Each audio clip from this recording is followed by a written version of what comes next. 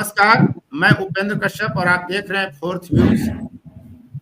पूरे बिहार में चुनाव की दुदुम्भी बज चुकी है। इस बार 2025 के बिहार विधानसभा चुनाव में राजपूत बिरादरी बिहार में किनके साथ जाएंगी, फिर ये राजपूत बिरादरी किस समुदाय के साथ, किस दल के साथ, किस गठबंधन के साथ जाएंगे और उनके साथ और कौन सी जातियां जुड़ेंगी, कौन सा समुदाय जुड़ेगा, ये तमाम चर्चा का विषय बना हुआ है। और इसी मुद्दे पर आज हम बात करेंगे और हमारे साथ आज दो राजनीतिक विशेषज्ञ जुड़े हुए हैं।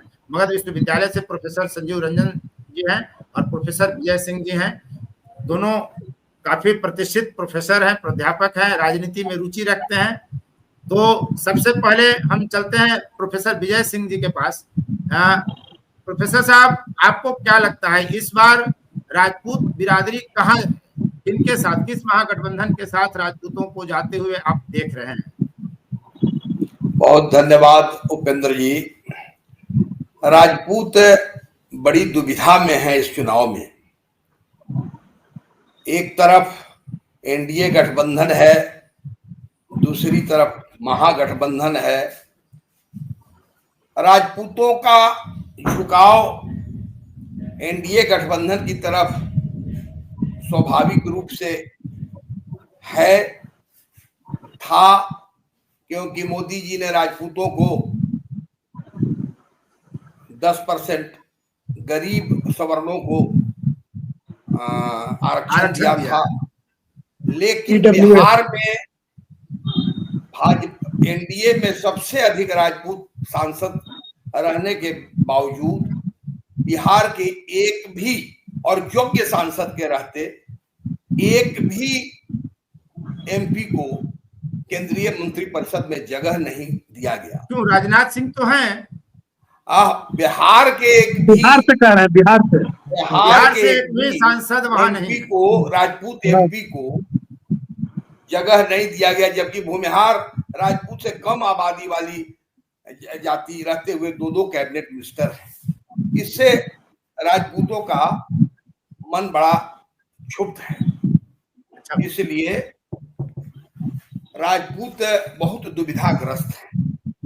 लेकिन दूसरी तरफ जो आरजेडी के तेजस्वी को, जो अल्प शिक्षित व्यक्ति हैं और परिवारवाद के प्रतीक के रूप में माने जाते हैं, उनको मुख्यमंत्री बनाने की बात महागठबंधन करती है, तो उससे भी राजपूत नाखुश हैं। क्योंकि उन्होंने रघुवंश बाबू, जगता बाबू, जिन्होंने लालू प्रसाद जी को बहुत साथ दिया, जी जान से साथ दिया, उसके बावजूद रघुवंश बाबू का सम्मान किस तरह उन लोगों ने किया आपने देखा उपेंद्र जी। जगता बाबू को भी अध्यक्ष से जाना पड़ा, अध्यक्ष पद से, और जो भूरा बाल साफ करने की बात इन लोगों ने किया, इससे महागठबंधन से भी राजपूत नाराज है। अब आपका प्रश्न है कि राजपूत कहां जाएंगे, तो मिला जुलाकर राजपूत, मास राजपूत वोट एनडीए की तरफ जाएगा। नीतीश कुमार का जो विकास का जो मॉडल है उसके साथ जाएगा, नीति है, तो गांव गांव रोड, गांव गांव बिजली, शिक्षा का विकास, जो नीतीश कुमार की नीति है, तो जंगल राज और विकास की नीति नीतीश कुमार में जब राजपूत तुलना करता है, तो राजपूतों को लगता है कि बेहतर विकल्प बिहार के विकास के लिए, बिहार के हित में, लॉ एंड ऑर्डर के हिसाब से एनडीए है। लेकिन केवल भाजपा की वजह से नहीं, नीतीश कुमार के विकास के वजह से मास राजपूतों का झुकाव एनडीए की तरफ है। संजीव रंजन जी, विजय जी का कहना है कि दोनों ही गठबंधन यानी एनडीए और महागठबंधन, दोनों से ही राजपूत बिरादरी के लोग नाराज हैं, क्षुब्ध हैं, असंतुष्ट हैं। तो ऐसे में विभाजन भी वोट में होगा या एक मुश्त या अधिक संख्या में वोट एनडीए के साथ जाएगा? क्या लग रहा है संजीव जी? सबसे पहले तो आपको बहुत बहुत धन्यवाद आज इस फोरम पर एक चुनाव से संबंधित परिचर्चा को आरंभ करने के लिए।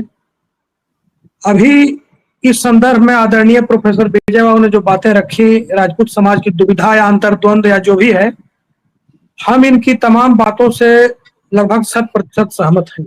राजपूत दोराहे पर जरूर खड़ा है। इसको थोड़ा सा पीछे बैकलेस में जाकर के हम देखने का प्रयास करेंगे तो और तस्वीर स्पष्ट होगा। 90 में बीपी लहर में विधानसभा का चुनाव हुआ था बिहार में। उस समय 324 सदस्यीय सदन में 65-70 राजपूत जीत करके पहुंचे थे श्रीमान। 95 का चुनाव जो पूरी तौर पर लालू के लहर में हुआ और अकेले लालू यादव को बहुमत आया था 167 सीटों के साथ, उसमें अचानक संख्या गिरी और राजपूत 21 विधायक जीत करके हमारे पहुंचे। 2000 के चुनाव में फिर थोड़ी संख्या बढ़ी।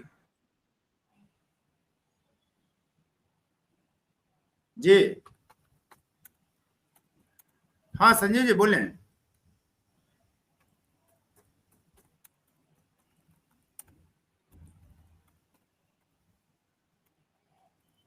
संजीव जी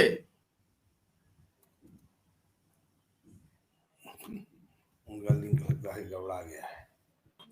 वो संख्या हमारी 35 तक गई और एनडीए का राज जब 2005 से शुरू हुआ तो संख्या क्रमशः बढ़नी शुरू हुई। 5 में भी बढ़ी, 10 में भी बढ़ी, 15 में भी, 15 में गिरी चूंकि महागठबंधन की सरकार बनी, राजद और जदयू की संयुक्त सरकार बनी। 2020 में स्थिति कुछ संभली, 28 विधायक जीत करके राजपूत समाज के आए। तो इन आंकड़ों से यह स्पष्ट होता है कि लालू प्रसाद यादव के रिजीम में जो वीपी सिंह के दौर में एक राजपूत स्वाभाविक जनता दल चक्र छाप का वोटर बना हुआ था, लालू जब अपने उत्कर्ष पर आए तो उन्होंने धीरे धीरे सवर्ण, बाकी तो उनसे कटे हुए थे ही, राजपूतों को भी किनारे लगाना शुरू किया। जो भूरा बाल साफ करो के बाद आदरणीय प्रोफेसर विजय बाबू कर रहे थे, तो उस नारे का जब संजीव जी, जब आनंद मोहन ने कहा कि सत्ता तय करेगा भूरा बाल यानी भूमिहार राजपूत ब्राह्मण और लाला सवर्ण बिरादरी, तब अशोक महतो जो राजद के नेता है उन्होंने कहा कि हम भूरा बाल ही साफ कर देंगे, तो नेतृत्व क्या तय करेगा, सत्ता क्या? हाँ, तो अशोक महतो ठीक बोले। वो तो राजद का जो थीम लाइन है उसी को दोहराए हो। वो तो राजद के तो सवर्ण द्वेषी चरित्र राजद का शुरू से जगजाहिर है, इसमें तो कहीं कोई दो राय नहीं है। मैं साफ कह रहा हूं कि सो लालू ने उत्कर्ष पर आने के बाद धीरे धीरे राजपूतों को हाशिए पर पहुंचाने का काम शुरू किया, जो परिपूर्ण हुआ 1995 में जाकर के। हालांकि उसके बाद उनके अल्पजीवी शासन के कारण वो सिलसिला रुक गया, वो थमा, और एनडीए का शासन आते ही वो सिलसिला फिर शुरू हुआ राजपूतों के उत्थान का। तो देखिए, आज के डेट में ये स्थिति स्पष्ट है कि राजपूत जनरली स्वाभाविक रुझान उसका एनडीए की तरफ है, मास वोट उसका एनडीए में जाएगा। ये आदरणीय प्रोफेसर विजय बाबू यही बात कह रहे थे। लेकिन कुछ कुछ जगहों पर उम्मीदवार के कारण या परिस्थिति जन्य कारणों से राजपूत समाज का वोट महागठबंधन की तरफ जाएगा, लेकिन ये मास नहीं जाएगा। हाँ, इतना जरूर है, हम उनकी बात से इस यहाँ पर भी सहमत हैं कि बिहार से 3 लोग, जनार्दन सिंह सिग्रीवाल, राधा मोहन सिंह और राजीव प्रताप रूडी जैसे 3 हमारे दिग्गज राजपूत समाज के नेताओं के जीतने के बाद भी इनको कैबिनेट में जगह नहीं दी गई। इसका मलाल समाज को है, आज भी है। लेकिन प्रश्न ये है कि इधर तो ये हुआ, अब क्यों हुआ, क्या हुआ, इस पर तो बहुत सारी विवेचना की जा सकती है। लेकिन अगर हम दूसरे तरफ ताकेंगे, महागठबंधन की ओर ताकेंगे, तो उधर भी हमारे लिए कोई माला लेकर नहीं खड़ा है। ऐसा कोई उधर हमको लेकर के गर्मजोशी का वातावरण कभी नहीं दिखाई दिया। तो कुल मिला जुला करके राजपूत समाज के ये हक में है कि वो भाजपा जदयू गठबंधन के साथ मजबूती से बना रहे और लालू राबड़ी राज यानी जंगल राज, माफिया राज और गुंडा राज आने से रोकना हर हालत में सुनिश्चित करे। ये राजपूतों के भी हक में है। प्रश्न पर चर्चा करेंगे। प्रश्न यह भी है कि राजपूतों का नेतृत्व किसके हाथ में है, राजपूत नेतृत्व विहीन क्यों है, आखिर कितनी हिस्सेदारी आपको चाहिए? राजपूत बिरादरी की आबादी मात्र 3.45% है। 243 सीट में अगर इससे मैथ गुना भाग करिएगा तो 8 विधायक होने चाहिए, हैं 28। तो सवाल ये उठता है कि जो महागठबंधन है, जो या आपने कहा कि सवर्ण द्वेषी चरित्र राजद का है, तो सवाल ये भी तो उठता है कि जब जिसकी जितनी हिस्सेदारी उतनी भागीदारी की बात आएगी, तो राजपूतों की जो आबादी है 3.45%, इस हिसाब से तो मात्र 8 विधायक होने चाहिए, हैं 8। पिछली दफा अगर आप देखेंगे 2015 में तो 20 विधायक थे, अब 28 विधायक हो गए 20 में। तो आप तो ऐसे भी कई कई गुना आपके पास हिस्सेदारी है, तो अब कितनी चाहिए? नहीं, ऐसा है कि वो आंकड़ा ही गलत है। वो 3.4 जो दिखाया जाता है वो आंकड़ा गलत है। हमारा अपना असेसमेंट है, कई सूत्रों से जो हमको पता चला है, हमारी आबादी बिहार में 6 से 7% है। ये साजिशन ये आंकड़ा लगाया गया है। तब भी 12-14 विधायक होने चाहिए, लेकिन हैं 28। तो प्रोफेसर विजय जी, आखिर कितना आपको विधायक चाहिए? देखिए उपेंद्र, सोशल जस्टिस भी तो कुछ बात है ना। राजपूतों की परसेंटेज मत जोड़िए, राजपूतों की ताकत भी देखिए। आप यह समझिए कि जहां तो सर गिनती में न ताकत है, गुणवत्ता में तो ताकत है नहीं। नहीं, गुणवत्ता नहीं, चाहिए। जहां 10 घर भी राजपूत हैं, वहां मिला के जुला के किसी को ऑर्गेनाइज किया है। 10 घर भी राजपूत है, वो 200-300 वोट दिलवा देता है। राजपूतों का केवल वोट मत गिनिए, उसकी मानसिकता और समाज में जो उसका नेतृत्व और प्रभाव है, सामाजिक प्रभाव, यह एक बड़ी गरीब परस्त और मददगार जाति है, और कभी गरीबों पर अन्याय करने वाली जात नहीं रही है। एक राजपूत अगर किसी गरीब को मारने के लिए कहेगा तो दूसरा खड़ा हो जाता है कि क्या गलती है कि मारोगे। इसलिए चुनाव में गरीब गुरबा भी राजपूतों की बात मानती है, और राजपूत मिला जुला के समझा बुझा के अच्छा पोल करा देता है। और आपको मैं बता दूं कि सत्येंद्र बाबू जो बिहार के मुख्यमंत्री थे, उन्होंने हमसे बताया था कि 35-40 सीट ऐसा बिहार में है कि राजपूत अगर यूनाइट होके तन मन धन से लग जाए तो निकाल सकता है। और राजपूत परिणाम प्रभावित करने के लिए 100 असेंबली सीट में राजपूत, जिसको जैसे मान लीजिए कि ओबरा ही लीजिए जहां के आप ये है, राजपूत में संख्या क्या है उपेंद्र जी आप जानते हैं, लेकिन पोलिंग कैपेसिटी, क्योंकि जो भी गांव है बड़े मजबूत गांव है, पोलिंग कैपेसिटी बहुत अच्छा है। और राजपूत जिस उम्मीदवार को मदद कर दे एकजुट होकर, वो चुनाव जीतेगा। या आप भी रहते हैं, हम भी रहते हैं, हमारा भी ओबरा के बॉर्डर में। तो आप दोनों जिस तरह की बात कह रहे हैं सर, आप दोनों लोग जो बात कह रहे हैं, तो इसका मतलब जो महागठबंधन के नेता हैं, INDIA के जो लीडरान हैं, वे आखिर सामंती फिर किसको कहते हैं? अगर आप सोशल जस्टिस में विश्वास रखते हैं, अगर आप तमाम दबे कुचलों को लेकर के आप आगे चलते हैं, तो INDIA वाले फिर आपको सामंती क्यों कहते हैं? देखिए, सामंती तो राजपूत कभी नहीं रहा है। अरे हम राम के वंशज हैं, जो गरीब गुरबा को लेके, जंगल के आदिवासियों को लेकर रावण पर विजय किया। हम बुद्ध के वंशज हैं, जो गरीबों को ब्राह्मणवाद के खिलाफ जगाकर नया धर्म किया, और हिंदुइज्म के जटिलता से गरीबों को शोषण से त्राण दिलाया। और उस जाति को आप सामंती कैसे कर? संयोग था कि हम राजा रहे। विजय बाबू, मैं नहीं कह रहा, मैं ये कह रहा हूं कि जो INDIA वाले नेता जो करते हैं, और जैसा कि देखिए हमने कहा भी कि आखिर राजपूत बिरादरी को लेकर इतनी नफरत क्यों है, जैसा कि संजीव जी ने भी कहा कि सवर्ण विद्वेषी चरित्र है महागठबंधन के नेताओं का, तो ये क्यों है? देखिए, राजनीतिक रूप से इस बात को लोग फैलाया है, मैं आपकी बात समझ, लेकिन व्यवहार में देखिए उपेंद्र जी, तो राजपूतों से गरीब गुरबा नफरत नहीं करता। बहुत राजपूतों ने अपने जमीन पर लोगों को बसाया है, हमारे जमीन पर बहुत दलित बसे हुए हैं, और हम लोग सारे लोगों के दुख दर्द से के साथ खड़ा हो जाता है राजपूत कभी शोषण वाली जाति नहीं रही है, कभी किसी को प्रताड़ित करने वाली जाति नहीं रही है। इसलिए राजपूतों से नफरत गरीब गुरबा दलितों को नहीं है। हम कभी शोषण में विश्वास, हम तो सामाजिक सद्भाव वाले समाज जाति से आते हैं। हमारा इतिहास है, महाराणा प्रताप ने गरीब गुरबा को लेकर लड़ा अकबर से। अगर महाराणा प्रताप सामंती रहते तो भामाशाह पूरा धन दौलत सब कुर्बान कर दिए महाराणा प्रताप पर। ऐसा कैसे होता? जिनके वंशज आप हैं उपेंद्र जी, क्यों कुर्बान करते अगर उसमें उस व्यक्ति में सामाजिक सद्भाव और समरसता अगर नहीं? संजीव जी, एक प्रश्न का और लोग जवाब जानना चाहते हैं हमारे दर्शक, संजीव जी, कि आखिर राजपूत का नेता बिहार में कौन है? राजपूत का नेता सत्येंद्र बाबू के बाद कोई हुआ नहीं उपेंद्र जी। रूडी जी बिहार में राजपूत समाज रूडी जी प्रयास कर रहे हैं और उन्होंने, अब नाम तो नहीं बताएंगे, कहा कि व्यक्तिगत रूप से हमारे एक नेता से मिलने गए थे, खुलकर उन्होंने कहा कि मैं राजपूत का नेता बनना चाहता हूं। तो अगर रूडी जी आगे बढ़ते हैं तो काबिल हैं, ईमानदार हैं, स्वच्छ छवि के हैं। राजपूत कभी बेईमान को नेता नहीं मानता है। रूडी जी अगर आगे बढ़ेंगे तो राजपूत अपने नेता के तलाश में है।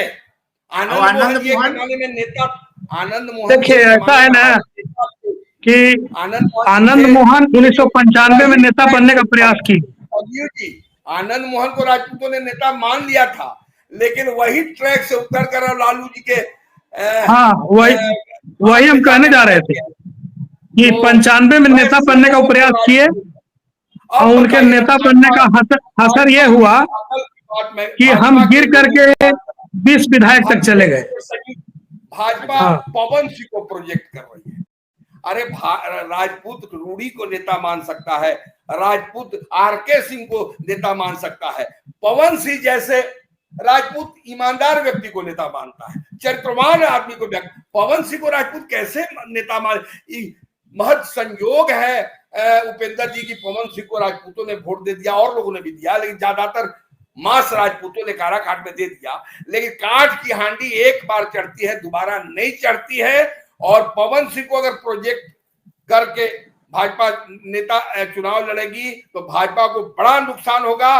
पवन सिंह से हमारे समाज में बड़ा नफरत है, जो अपने पत्नी का सम्मान नहीं कर सकता है, नारी शक्ति मातृ शक्ति का सम्मान नहीं कर सकता, क्या जनता का सम्मान करेगा। और तो भाजपा को मैं हिदायत देता हूं कि कम से कम उनको राजपूत लीडर के रूप में प्रोजेक्ट नहीं किया। संजीव जी आप कुछ कहना चाह रहे थे, आप कह ले तो फिर हम आपसे। हाँ ऐसा है कि राजपूत का कोई नेता नहीं है, कोई नेता होना भी नहीं चाहिए हमारी राय में, क्योंकि गिदड़ों का नेता होता है। तो आप उल्टी बात कह रहे हैं, विचार जो अभी धारा राजनीतिक धारा है उसको उलट आप बात कर रहे हैं कि कोई हम धारा के अनुसार ही बोल रहे हैं। हम इसलिए बोल रहे हैं कि राजपूत एक शेरदिल समाज है और शेरों का कोई नेता नहीं होता है, शेरों का कोई नेता नहीं होता है।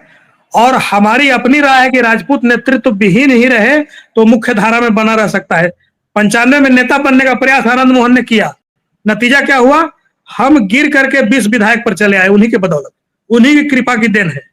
उनका मारा हुआ झटका राजपूत आज तक झेल रहा है, आज तक उबर नहीं पाया उस चोट से। और कभी नाम आता है रूडी का, 2015 में 20 विधायक थे राजपूत के, 2020 में 28 हो गए, तो उबर झटका से तो उबरे पीछे तो बढ़ गए ना। वो तो अलग संदर्भ है। वो तो महागठबंधन का एक दौर चला, आरक्षण संविधान को लेकर के, आरक्षण को लेकर के जो मोहन भागवत जी का बयान आया, उसका रिवर्स रिएक्शन था 2015 में, वो एक अलग विषय है। हम ये कह रहे हैं कि राजपूत एक नेता के पीछे गोलबंद हो ही नहीं सकता है। हाँ, एक दौर जो सही था, सर ने कहा कि छोटे साहब के दौर में उनको नेता माना जाता था, उसके बाद ऐसा कोई सर्वमान्य नेतृत्व राजपूत समाज के भीतर नहीं उभरा जिसको सभी अपना नेता मान ले। और आज नेता न मानने का ही नतीजा है कि हम राजनीति में काफी हद तक हमारी उपस्थिति एनडीए के भीतर भी बनी हुई है और थोड़ी बहुत महागठबंधन में भी दिखती है। अगर हम नेता उभारने का प्रयास करेंगे तो फिर हम हाशिए पर चले जाएंगे। और रही बात पवन सिंह की, तो पवन सिंह एक क्षेत्र विशेष में उन्होंने 2,75,000 वोट लाया, वहां पर उन्होंने प्रभाव दिखाया और राजपूत मतदाता उनके प्रभाव में बह गए। दोबारा ऐसा कुछ होने नहीं जा रहा है। और ये भी मैं क्लियर करना चाहूंगा, वो राजपूत के नेता कभी बन भी नहीं सकते हैं। इस तरह के लोग राजपूत के नेता किसी भी जन्म में नहीं बन सकते। एक प्रश्न जानना चाहेंगे दर्शक भी कि जो ताजा प्रकरण हुआ, जिस तरह से क्लब के अध्यक्ष बने रूडी, उसके बाद बीजेपी रूडी को भी साइडलाइन करना चाहती है, आरके सिंह को भी साइडलाइन करना चाहती है, और इसीलिए उपेंद्र कुशवाहा के पास पवन जी को लेकर बीजेपी पहुंचती है। तो क्या राजपूतों का नेतृत्व करता पवन सिंह को बनाने की कोशिश की जा रही है, या आप लोग ऐसे ही मान के चल रहे हैं कि उसको रोकने की कोशिश? भाजपा कोशिश कर रही है, लेकिन यह दुखद पहलू है और प्रयास है, इसकी मैं निंदा करता हूं कि भाजपा उनसे राजपूत वोट प्रभावित, वो अपने कहीं से नहीं जीत पाएंगे। जिस तरह अपनी पत्नी को प्रताड़ित तो कर रहे हैं उपेंद्र जी के राजपूत ईमानदार और चरित्रवान को ही आज तक का इतिहास, हमने महाराणा प्रताप को नेता माना, हमने मान सिंह को नहीं नेता माना, जबकि मान सिंह ने बहुत मनसबदारी दिया राजपूतों को, लेकिन राजपूत कभी मान सिंह को नेता, तो हम वीर कुंवर सिंह को नेता मानते हैं, हम डुमराव महाराज को कभी नेता नहीं माना शाहाबाद का राजपूत। तो हम ऐसे नस्ल के लोग हैं कि घास की रोटी खाएंगे, लेकिन चित्तौड़ को हम नीलाम नहीं होने देंगे। और एक बात और मैं बता देना चाहता हूं, जो संजीव जी से आपने पूछा और शायद स्पष्ट रूप से संजीव जी ने नहीं बताया, ऐसा नहीं है कि आंख मूंद कर हम एनडीए को वोट देंगे। मास वोट राजपूतों का मिलेगा और एनडीए से हम बहुत खुश हैं, इसलिए नहीं मिलेगा। एक नीतीश कुमार का विकास और जंगल राज की परिकल्पना जब आदमी करता है कि पटना से आने में, आप भी बचपन में आए होंगे या जवानी में आए होंगे, 8 घंटा लग जाता था, दाऊद नगर आने में 7 घंटा, रोज लोग रोने लगता था। रात में बोध गया यूनिवर्सिटी के पास गाड़ी 20, 25, 30 होती थी, तब पुलिस जाके डूबी तक पहुंचाती थी। उस चलिए राज की परिकल्पना करके दर्शक एकदम स्पष्ट हो गए होंगे कि बिहार के राजपूत कहाँ जा रहे हैं, उनका नेतृत्वकर्ता कौन है। लेकिन एक बात लास्ट, राजपूत अगर देखेगा कि जन सुराज से भी हमारा कैंडिडेट अगर बहुत मजबूत स्थिति में है और सीट निकाल सकता है, तो इक्का दुक्का जगह कहीं कांग्रेस को भी दे देगा अगर उसका सीट निकलते रहेगा। तो हम एनडीए के मतलब जाति का प्रत्याशी प्राथमिक है, मतलब जाति के प्रत्याशी को जिताना जाति की प्राथमिकता नहीं है। लेकिन जहां हमारा कैंडिडेट देखेंगे थोड़ा सा सहारा से जीत जाएगा तो बहुत छिटफुट ही देंगे। लेकिन जहां तहां, देखिए आप सच्चाई पूछ रहे हैं इसलिए बता, जहां तहां राजपूत धारा से हटकर भी वोट करेंगे, मास वोट एनडीए की ओर जाएगा। ऐसा ऐसे बहुत बहुत सर थैंक यू। और एक अपील करता हूं तमाम दर्शकों से कि अब तक आपने चैनल सब्सक्राइब नहीं किया है तो चैनल को सब्सक्राइब कर लें, शेयर लाइक कमेंट जरूर करें, ताकि आपको पूरे चुनाव राजनीति और जाति की राजनीति और राजनीति में जाति का जो छौंक है उसका हर पहलू पर हम विश्लेषण लेकर आते रहेंगे। सबको बहुत बहुत धन्यवाद। फोर्थ व्यूज, चौथा विचार, बाकी